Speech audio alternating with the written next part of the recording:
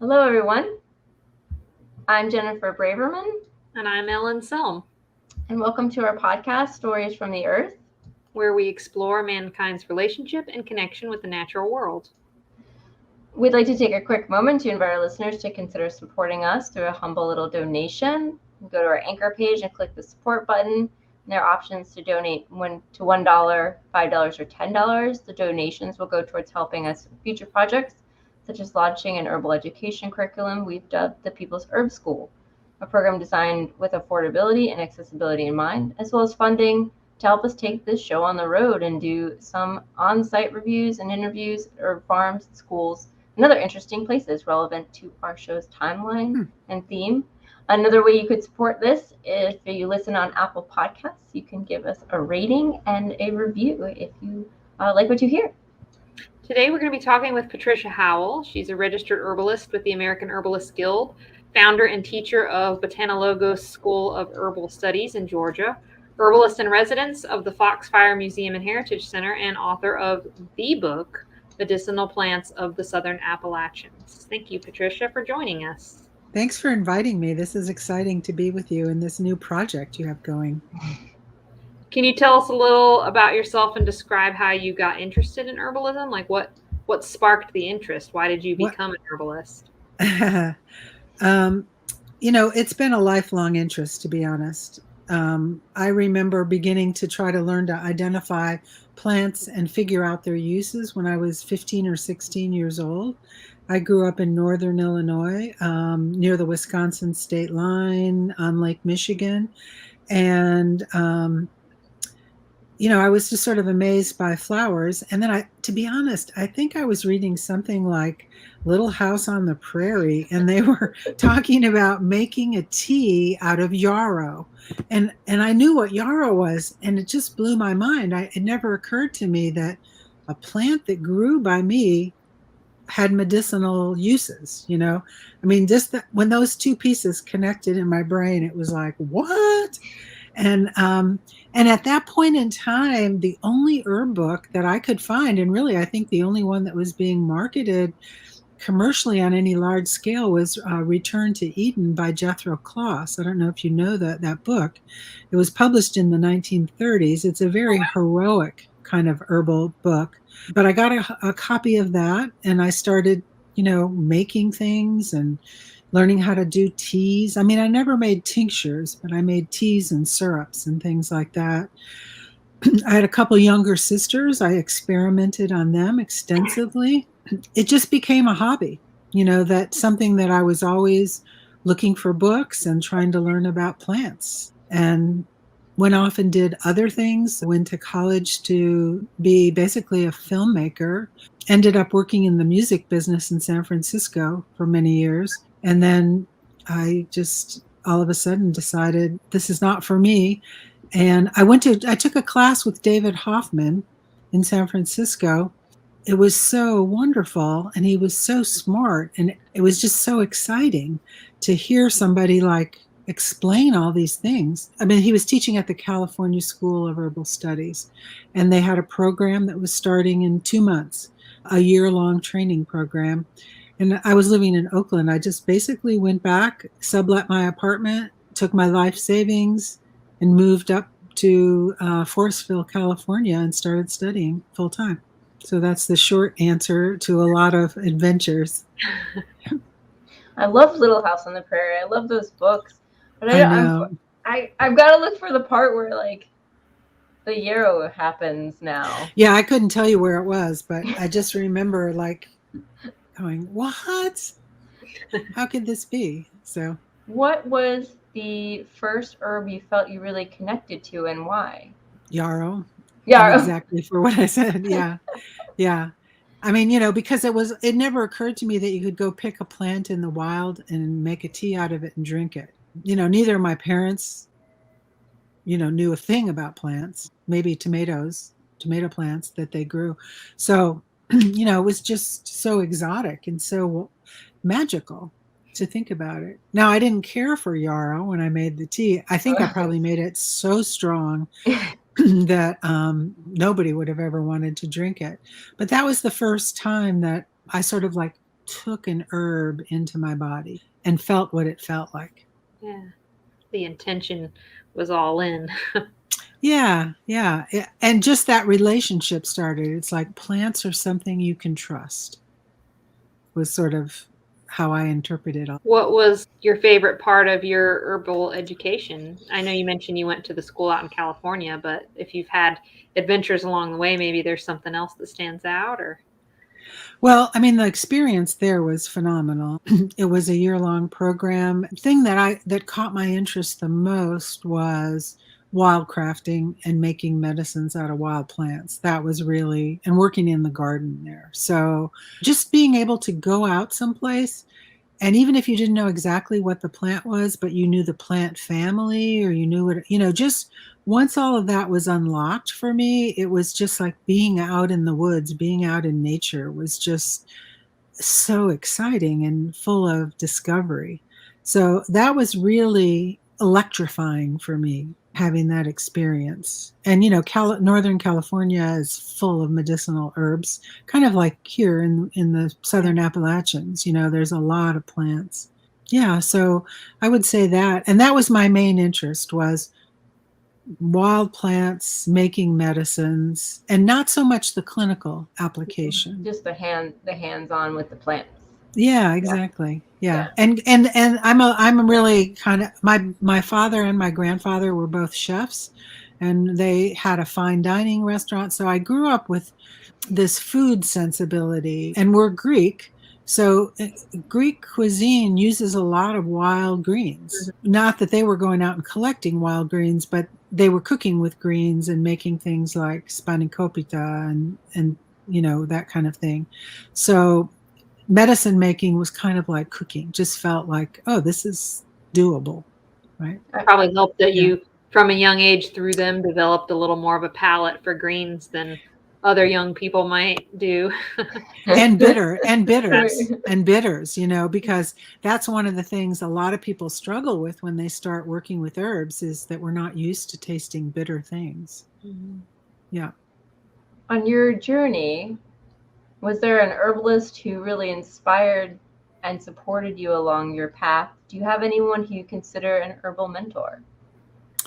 Definitely. I mean, well, I started with David, who was, a remarkable teacher and somebody that I'm still in touch with. But I moved back to Illinois after I finished herb school. And one day my cousin came over to my house, and he said, I had a million herbs and, the usual jars and things everywhere, right? The picture. And my cousin came over and he said, you know what? Your house smells just like my acupuncturist's office. And I said, oh, I have to go see your acupuncturist, because I didn't really know of anybody there who did anything with plants. She was in Chicago. And so I made an appointment, and I had an appointment, and her name is Althea Northage-Orr. And she's an acupuncturist herbalist who's practiced in Chicago for a very long time. And when I went in the treatment room and we started talking, I never did get acupuncture that day, because we started talking about herbs. What became clear is that she was this really brilliant clinician. It's like somebody could come in and she would look at them and she could like assess them and do a treatment and brew up an herb formula for them, and just had amazing success.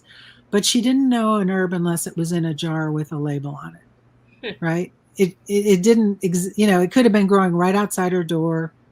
She wouldn't have known what it was. And I had the opposite. I knew all the plants, all the medicines, but if somebody asked me for help, I'd be like, chamomile, it's like, what do you do? So because we were both kind of entrepreneurs, we decided to start an herb training program in Chicago. Nice. And she would teach the clinical and I would teach the medicine making and the field botany. And basically what we were doing, we didn't tell anybody this, but what we were doing is getting our students to pay for us to teach each other. because she really wanted to know what I knew, and I really wanted to know what she knew. And so this way we got paid to listen to each other. She was really instrumental. That's where I learned traditional Chinese medicine, working with her. She was my clinical supervisor for about 7 years when I was starting to practice. We taught together for about 6 years. After we taught in Chicago for a number of years, I wanted to move to Atlanta, so we started the same program both places, which was totally insane because I would fly to Chicago one weekend a month and she would fly to Atlanta one weekend a month. Oh my goodness. Yeah, and we did that for about 3 years, and then we Wow. both just got so burned out. We just split the business. She took Chicago, I took Atlanta. But Althea North Ajor was probably the person who shaped me as an herbalist more than anyone else. Yeah. So she's still practicing in Chicago now? She is. Yeah, Anybody we're out there's listening, go check her out. yeah. She's Chicago Center for Psychophysical Healing is her business there. She's on the north side on Devon, and yeah, we're still very close friends. And you know, it was a life-changing meeting. Nice. Yeah. This is kind of a let your creativity flow sort of question. Like, what is your idea of who an herbalist is and like what an herbalist does? Like, what role does that serve in our day and age? Oh, just a simple question, huh? It's a Ellen? simple one. Yeah. Yeah. There's no wrong answers, though. Oh, thank you. Thanks for that reassurance. I mean, I don't know that there is. I mean, I an herbalist is somebody who knows how to use plants for healing is like the simple answer. But in my work as a teacher and as a mentor for many years, I'm just always amazed at all the ways people make it their own. And I really think that herbalism is a calling. I don't think it's a job, because I would say everyone that I've ever met who considered themselves an herbalist, it had a lot to do with their life purpose. It wasn't like, oh, let me get a job being an herbalist. Like I have a friend who went to chiropractic school and she was horrified because, somebody's trying to get is that a dog there? Yeah. So cute. He won't get on my lap, so he's just going to sit there and wave at me. Come on. What a cutie. Oh yeah. He wants to be on screen, right? Today he does. That's how they are. I'm always amazed at how everybody who answers that call does it in their own way. It's very individual. And I've been mentoring now for about 6 or 7 years. I work with about 10 people at a time. And basically I work with them one-on-one, wherever they're at. Like they're just starting to see clients, or they're seeing clients, or they want to present cases, or whatever they want to do. And every single one of them has their own angle on how they use herbs, how they think about them.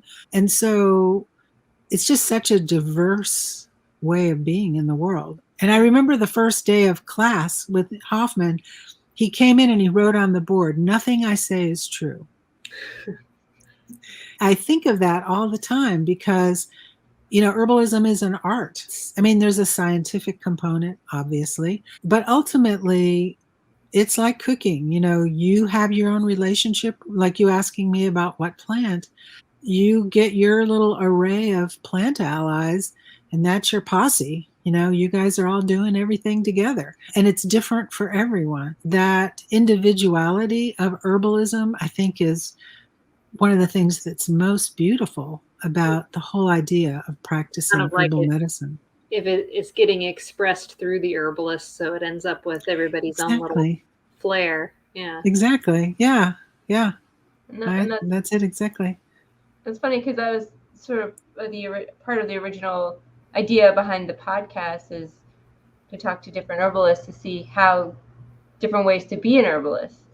Because I felt like I wanted to know, and I felt like it wasn't getting talked about, or like there needed to be just more talking about it. I don't know how to put that, but that's.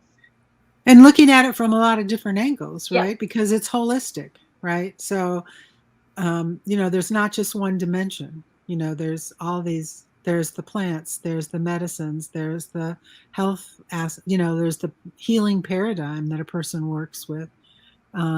yeah, it's very rich. It's I think very that rich. can be reassuring to sort of hear that too, especially from someone like you who has years of experience in both practice and teaching, that anybody who could be new starting out, and probably especially around here because we're a little more saturated around here than maybe even Chicago was. I don't know, but like, Oh yeah, I definitely. think consequently you might have people who end up with a little imposter syndrome and maybe think like, oh, I'll never really be a good herbalist because look at all of these people. And so to hear you say like, no, everybody puts their own little stamp on it, then it's like, okay, well, yeah, just go forward and find out the way that it speaks through you. Yeah, it's very nice. Well, and it's a living thing, it's a living tradition. So, I sometimes sort of envision a line of herbalists stretching off into the mists of time, and that, here I am, like taking that wisdom, taking that information, making it my own, altering it, shaping it in a way that makes sense to me, and then I'm passing it on to my students. And then they're taking it and they're doing that with it as well. So it's not a fixed thing. And look at what we've gone through in the last 2 years with COVID. I was looking at David Hoffman's medical herbalism book because I was planning a talk, and he's talking about the immune system, and like there's this little section on viral infections. The whole world is different now. How we think about herbs, what our priorities are, it's all been changed. All of that went before in 2019, Jennifer, when you were in my classes, it was like that's another world that doesn't exist anymore. I mean, it's definitely, we're in a hard place here, so I'm not like saying, isn't this cool, we get to think of new ways to use herbs, but I'm just saying, the dynamic quality of herbs and herbalism is really showing its face now, because herbalism is transforming as our health issues change. It gets to evolve with the times as needed. Exactly. Yeah, I don't know who had said this, but something about like in different ages, different health. There's a main like health complaint. I mean, I guess a couple of years ago, we have a lot of anxiety, so there's a lot of like. And that's all gone now? Well, no, it's not all gone now, but I mean before. But it was like a more of a large complaint, and more people had this issue, and then maybe in like the past there was another. Yeah, no, I agree with you. And it might have been even you that said this. I can't remember one of your. Well, I do say something in my classes where I say, 100 years ago, we would have been really looking at like infections that people got in a wound, or, if you were injured in some way, or if you got a cold or a flu, it's like people get taken out by pneumonia all the time. And when I was thinking about that initially, I was just looking at how much stress was a chief complaint of people who came to see me, that they experienced excessive stress, and the stress was having a negative impact on their health. And so, what we were doing mostly was managing stress. And then that's where, all the adaptogens came in to be such a big transformative influence on our materia medica, because they addressed the impact of stress in a way that kept people from going down the tubes. Yeah. It's like they were always there, just waiting for their moment in the spotlight. Exactly. They're 15 minutes. Yep, Yeah. Yep. Oh, and now it's over. Okay. Antivirals now. Yeah, exactly. But we still need the adaptogens. Yeah.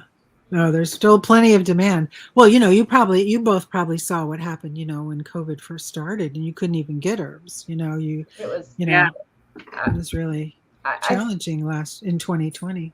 So it was really funny because everyone was buying like, I don't know, toilet paper and stuff, and I was trying to buy herbs. You might be an herbalist. I might. You're showing tendencies. Definite. You've got some symptoms. Yeah. You got an herb for that? Many. So what is your favorite aspect about being an herbalist? Well, today it would be hard. I would be hard pressed because I was working on my website. That's probably my least favorite thing about being an Well, I herbalist. do actually have that question next. What's my least favorite? Okay. What's the hardest thing about being an herbalist? But I'll do the positive and then the negative. Well, you know, I mean, just having that relationship with plants is a foundation of my spiritual self. So that really grounds me and restores me. And I live, you know, in a pretty wild place where there's a lot of wilderness. So, you know, I can escape easily into the woods and be around all of that energy. That is really kind of like the main line for my mental and physical and spiritual well-being. Sometimes I do feel frustrated by, you know, even pre-COVID, you know, in order to support yourself doing this work, you have to be very creative. And I feel like I spend way too much time sitting at a desk preparing lectures. You know, I mean, I have a great assistant who works for me, who does all the financial billing and things like that. But just all the planning that goes into teaching sometimes really drags me down. I am like hopeful that I'm going to win a lottery ticket or something. Of course, I would probably have to buy the ticket in order for that to be the case, which I have not done yet. Yeah, I mean, if I had independent means and somebody was supporting me financially, I probably would either hire somebody to do all those things or not do them at all. I also wish it was a little easier to be an herbalist, especially from the financial standpoint. I wish I could just, you know, pop into college and learn herbalism and practice. Had more meaning in our society in that sense. Yeah, and that's it exactly what you're saying, Ellen, is that, you know, if somebody goes to school to be an RN, they're guaranteed kind of a certain amount of income. You know, it's like it's a job. You can go get it somewhere, you know, but when you finish herb school, you're still on your own. You know, it's like there's no place to go apply for a job, or even if you decided I want to see clients and help people, how do you even let people know that you exist? It's a slow process. Yeah, that requires, like you said, a lot of constant creativity to produce what you got to do to keep it rolling. I mean, that's entrepreneurship in general, but yeah. But I think it's kind of almost like a poster child for entrepreneurism is being an herbalist. Yeah, which is interesting because I mean, most herbalists I think have the skills that are not entrepreneurs, or that they, you know, they're coming at things from a different angle, and it's almost like you have to take herbalism and a business class at the same time. Yeah. So. Yeah, and it's unfortunate. You're like, I just want to play with the plants. I don't want to. I know. Yeah. I mean, I definitely know of people who think of themselves as herbalists who don't have a website, but live in a community where they're recognized as being the person that people can go to. I don't know that any of them makes a living doing that themselves. You know, they have other means of support. For me now, so much of my teaching for the last 2 years has been online. Just a girl with a computer now, and that's all there is to it. You get to be at home. Yeah. Well, actually, I have an office in town. Oh, but, right. I mean, and I work my own hours and all that. So that's the upside. But I guess doing classes just only on the computer, and I think we've talked about this, you know, herbalism is such a hands-on component that, you know, kind of miss some of that. You miss all of it, actually. Yeah. Yeah, I know. And it is frustrating as a teacher, you know, to just talk about plants in these very abstract ways, because in my programs pre-COVID, you know, we would talk about plants and then we would go out in the woods for 3 hours and we would look at those plants and then we'd come back and talk about them again. And so it was, you could put a face to the conversation. That's not happening now. So, but I have great hopes for 2022. 2022? Yeah. And 2023 and 2024. Only forward from here. Yeah. Tell us about Botanologo School of Herbal Studies. You've already explained that you've had to temporarily at least stop doing classes in person, sadly. Mm-hmm. So you've addressed these concerns by moving things more online. But yeah, just tell us a little bit about the school. And did you ever think that you were going to become a teacher? Like, what's a favorite thing about being a teacher? Ah, okay. Well, that's a good one. Well, when I was in college, if I had to like read a paper that I wrote or stand up in front of the class, I was just a mess. I was just like, oh my God, people are looking at me. I would be tongue tied and sweating and a mess. But when I started talking to people about herbs, it was almost like all that disappeared. I was like, I don't have time for that. I need to tell these people about plants. This is so important. And one of the things that I marvel at is that I have absolutely no anxiety about doing that, about talking in front of groups of people, because I just feel like that's my job, is to connect these people with these plants and make that connection happen. That really takes away anything that would be fear inducing or anxiety producing for me. Okay, so that's kind of how I became a teacher, is because I really just wanted to get people excited about plants. But when Althea and I split the business, I was living in Atlanta. We would take our students to the mountains like 2 weekends out of the program to look at plants.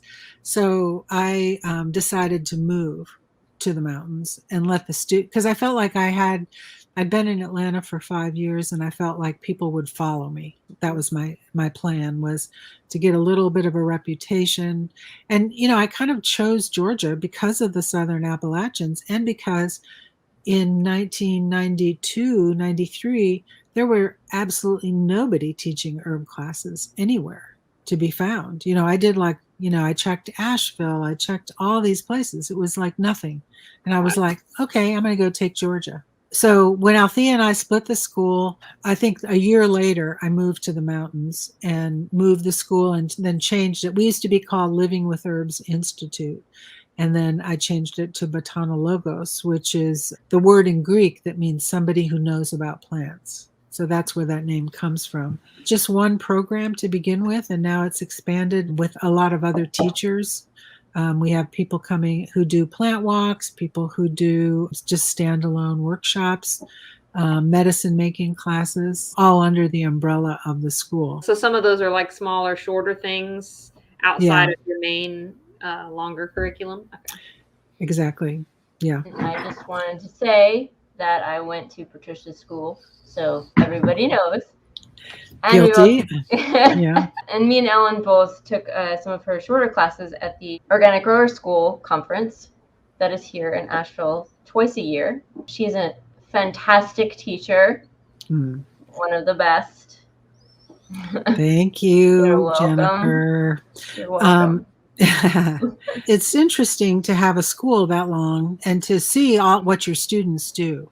I think of herbalism sometimes as amnesia recovery, because it's like somewhere in our lineage were other herbalists, because if there weren't herbalists, we wouldn't be alive, because somebody knew how to fix a broken leg or make a baby born, or whatever needed to be done using plants. It's always interesting to see how people sort of begin to tap into that intuitive ancestral knowing, and then again what they do with it, whether they start growing plants or making medicines, or like we have the whole project, and I don't take credit for this, but in Atlanta we have the herb bus, and we have a foot clinic that uses herbal preparations at one of the homeless shelters, and now there's an herb bike and an herb cart. And a lot of my students, after they finish the program, start volunteering there to provide herbs for free to underserved communities in Atlanta. That's kind of like the satellite clinic for the program. Like a lot of cool examples all in one place of some of the ways that people are like finding ways to just get it out there. And I really, really wanted to participate. It sounded very, very cool, very heavy in medicine making. And then just, of course, the application.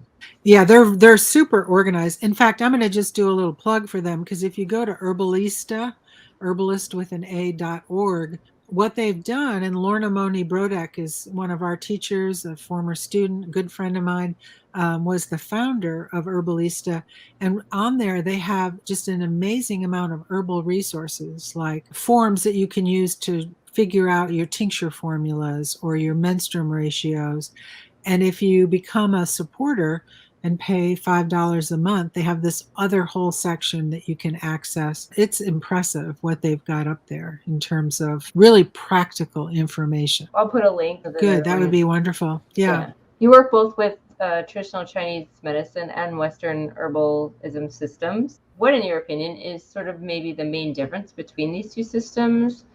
And how well do they work together? And is there a system of herbalism that you prefer? Okay. I know you use both of them and kind of combine them. Yeah, in a very schizophrenic way. Yes. Well, when I studied at the California school, it was very much a Western herbalism approach, using herbs in the context of body systems. So you learned about all the body systems, then you learned about what herbs have an affinity for that body system, and then you look at different diseases that affect the lungs, affect the gastrointestinal tract, and then what are the herbs that would address that. And when I started practicing, I was sort of using that approach. I would talk to people, try to figure out like what body system is struggling, what do I need to do to support it. I just felt like it was a very limited approach. There was so much going on with people. And Jennifer, you and I were talking earlier about the importance of making the body-mind connection, especially with chronic health issues. And so I would see people and I would notice that there was this whole dimension or this whole pattern that they were presenting that I didn't even really know how to describe, but I was seeing it. I didn't know how to integrate into what I was doing with the herbs. I met this herbalist. Well, actually, it was even before I met Althea. I met this woman, and she was an herbalist in Manhattan. You did Chinese medicine, Chinese herbalism, and traditional Chinese medicine, rather. And she was asking me what my approach was. And I said, well, I kind of a Western herbal body systems approach.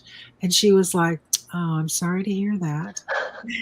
And I was like, what do you mean you're sorry to hear that? What does that mean?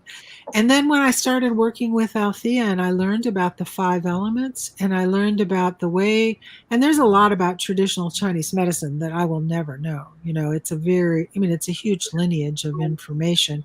The whole idea that there's patterns of people's personality that can also be out of balance when a certain body system is. So when they're having digestive system problems, they have trouble taking in and integrating information. That those pieces go together. And when you see one, you usually see the other. And the whole idea of seasonal rhythms at different times of year, different health issues would be significant, and that needed to be sort of integrated into the approach. It's like, what season is it? What do we need to prioritize during winter? That sort of thing. And when I learned all of that, it was like I had been seeing it, but I didn't have a language for talking about it. And when I started studying 5 elements, it was like, oh my God, thank you. Somebody else figured all this out, Yeah. And then I was kind of mad that I hadn't known it. And I felt sort of bad for some of the clients I'd worked with, that if I had known about that approach, I felt like I could have helped them more than I did. My approach to herbalism it integrates both. I really do try to use regional herbs, but there are some Chinese herbs like peony and bupleurum that I just feel like are so critical. I do use those kind of plants in my work. I try to use whatever I can find around here first, whenever possible. I think that whole story kind of illustrates a point that some people get confused about. Some people kind of just equate anything that's like natural medicine, homeopathy, TCM, herbalism, et cetera, as being holistic.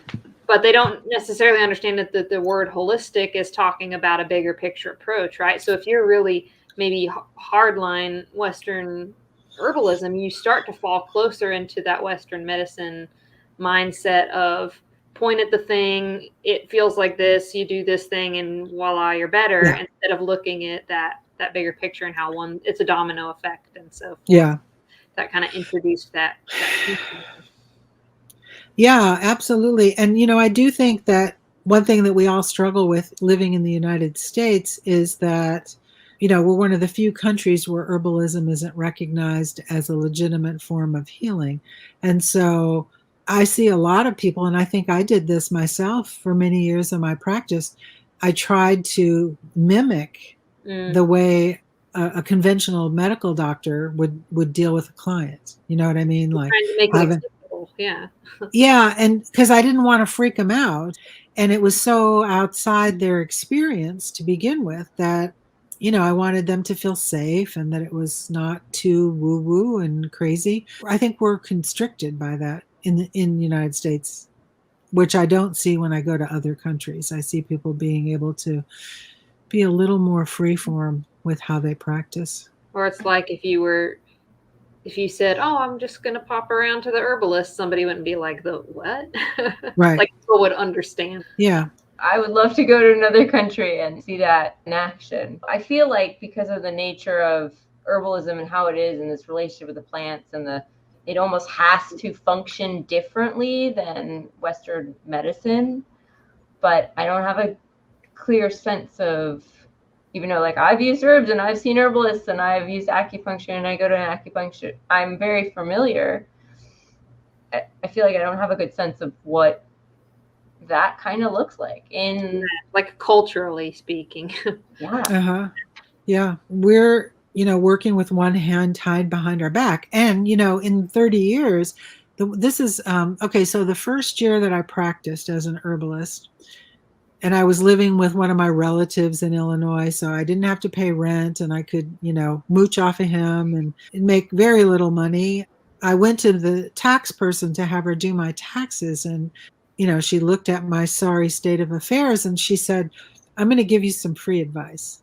And I said, "Okay." And she said, this is like, we're talking 1991. She goes, "Herbalism was a fad and it has peaked, and you need to find another thing to do for a living because it's over. You missed the boat." Tell that to, thousands of years ago ancestors. Yeah.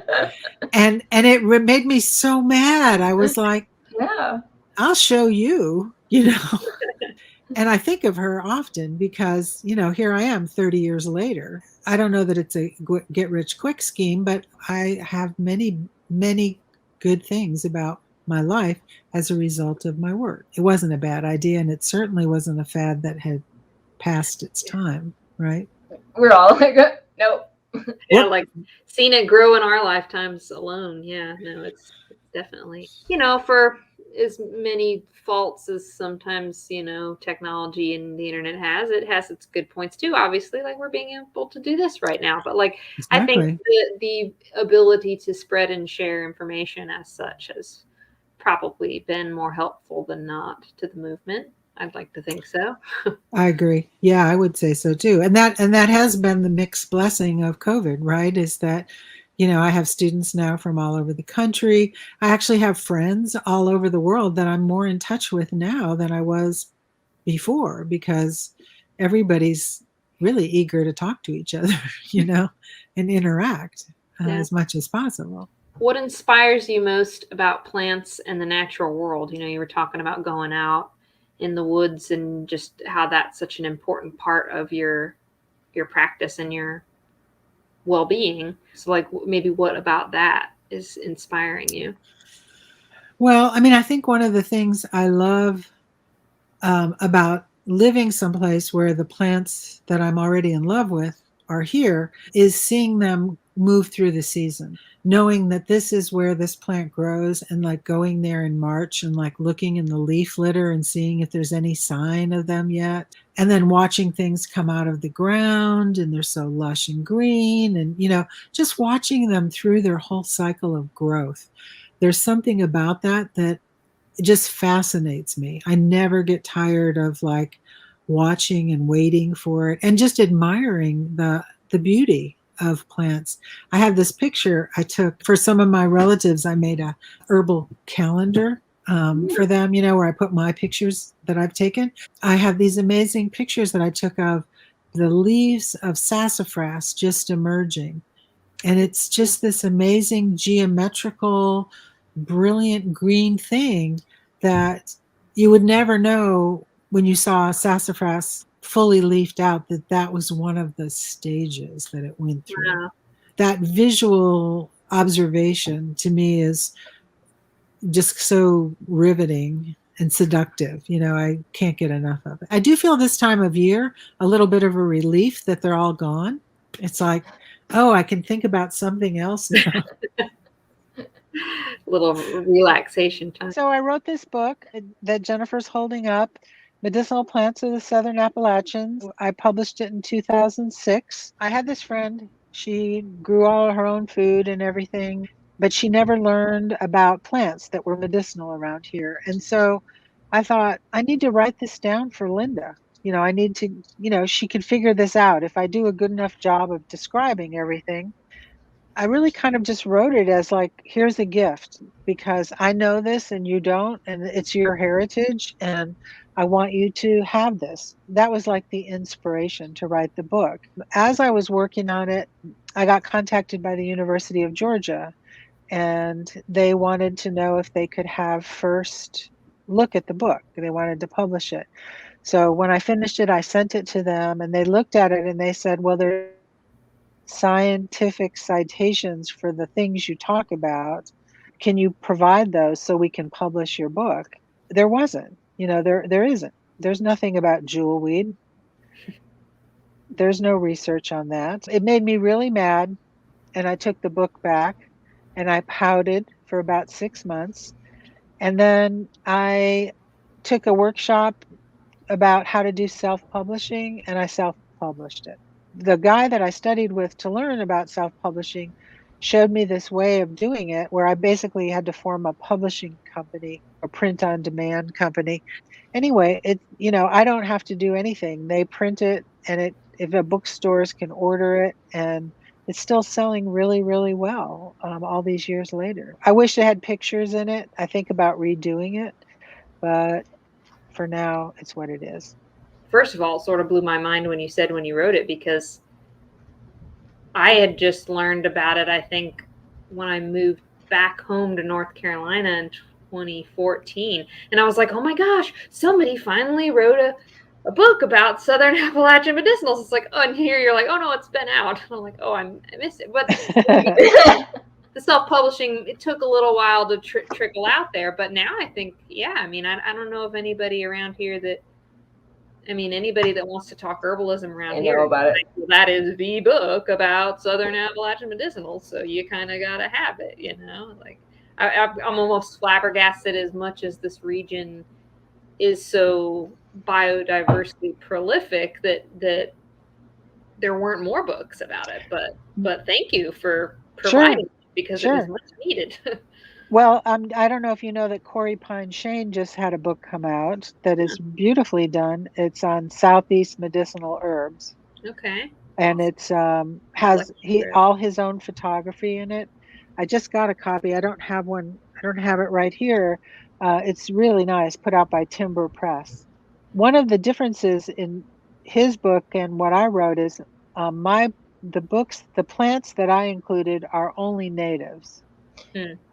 So I didn't include any naturalized plants, something like dandelion or chickweed So I kept it. I was very strict.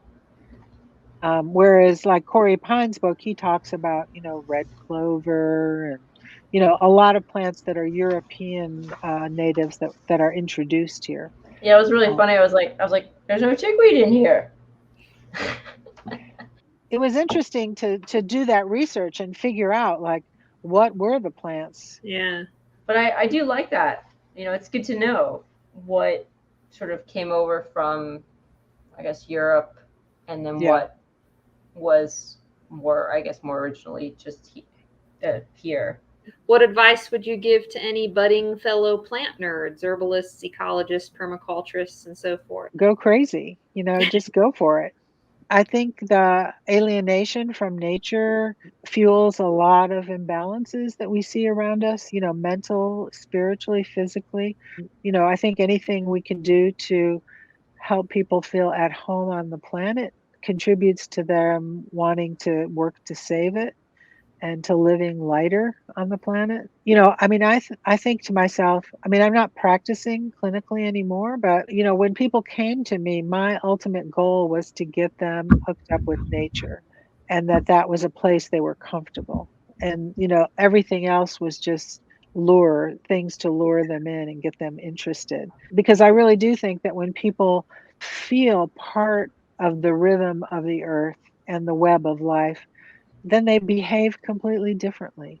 That's my sinister motive. So, do you have any new and exciting ventures coming up you'd like to share with everyone? I'm partnering up with Mimi Hernandez to do some intermediate level online classes. We did one last year that was on the body systems. Then, starting in January, we're doing one that we call the art of the intake.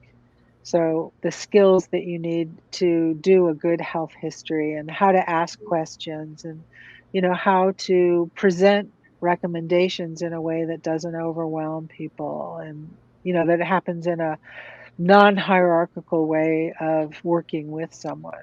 Because I see a lot of or really struggle with that. It's like, well, yeah, they want to do that, but how do you do it exactly? So that's kind of exciting. It feels like a little niche that isn't being filled. So that starts in January, and then my regular herb program starts in February. I'm hoping to be able to maybe go back to Greece. I have a tour company and I take people to the island of Crete, Wow. usually every spring, but I haven't been there since 2019. I'm very hopeful to be able at some point to be starting to do that again because it's one of my most favorite things to do. But I don't know when that's going to happen again. Does that sort of venture of yours have a name and a website and stuff we should share? It does. Well, yeah, there's not a lot of information on it because we're not doing anything, but it's called Wild Crete Travel Okay. is the name of it. More, we're using the Facebook page right now, just to, talk about things. I wouldn't take people out of the country right now. I think it would be silly because things are shutting down and opening up, and I wouldn't want to get stuck in a foreign country with 15 people, who don't speak Greek. So Is the information about all the classes on your website? it is. Yeah, we Okay. just opened the registration last Friday. Awesome. Thank you for asking. I think you're right. You've got all the beginner herb classes, but then there's sort of where do you go from there? Yeah. Yes. Thank you so much for coming and chatting with us today. It was super awesome. Well, you guys made me think here tonight with all these great questions. All these things I never really sit down and go, what do I think about that? So very thought provoking. Nice. I think you have a calling for this kind of work. So I wish you the best in this podcast that you're doing. This is really cool, and you guys are doing a great job. Thank you. Yeah, thank you so much. All right, look forward to hearing what else you come up with future things. So I'd like to thank everyone listening, and we'll put all of Patricia's links in the show notes and the description. You can follow us on Anchor, Spotify, Apple Podcasts. We have a Facebook group, a YouTube channel, and we're on Instagram. All the links are below. And this will be our last episode for the calendar year of 2021. So please stay tuned for when we regroup in 2022 with more great stories from the earth. So thanks, everyone. Yay. Bye. Bye.